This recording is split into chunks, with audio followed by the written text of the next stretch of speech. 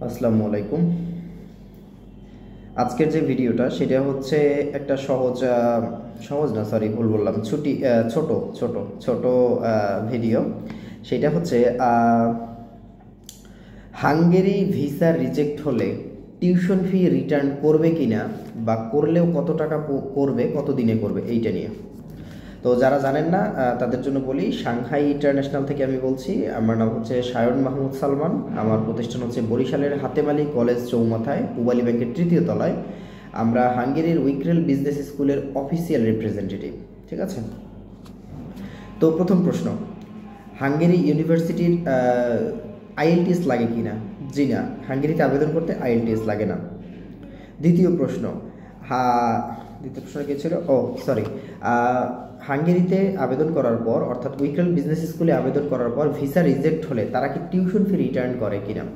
হ্যাঁ, তারা 100% tuition fee return করে, কিন্তু এখানে একটা কথা আছে, সেটা হচ্ছে আপনি যে 200 ইউরো যে অ্যাপ্লিকেশন ফি যেটা আছে, ওইটা আপনি ফেরত পাবেন না।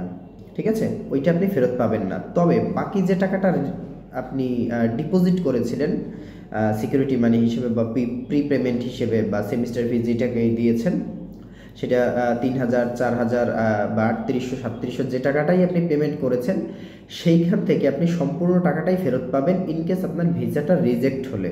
ঠিক আছে?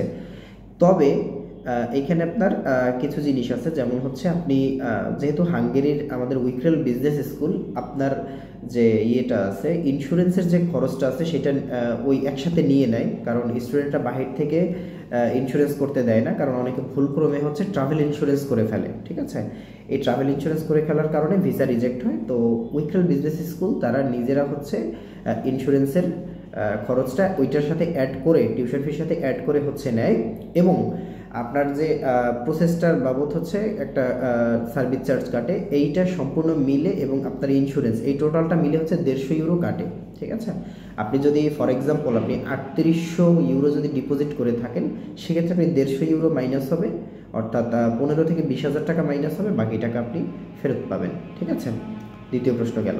তৃতীয় প্রশ্ন, কত দিনে আপনার টাকা ফেরত আসবে? আপনার ম্যাক্সিমাম বলা যায় যে 30 দিনের ভিতরে আপনার টাকা ফেরত চলে আসবে, ম্যাক্সিমাম 30 দিন। ঠিক আছে? তো এই হচ্ছে আজকের যে 3টা প্রশ্ন অনেকেই করে থাকেন তাদের জন্য। ঠিক আছে, সবাই ভালো থাকবেন, সুস্থ থাকবেন। যদি কোনো প্রশ্ন থাকে অবশ্যই কমেন্টে জানাবেন, কিংবা হচ্ছে সরাসরি হোয়াটসঅ্যাপে আমাদের নক করতে পারেন, কল করতে পারেন, যা ইচ্ছা। আল্লাহ হাফেজ।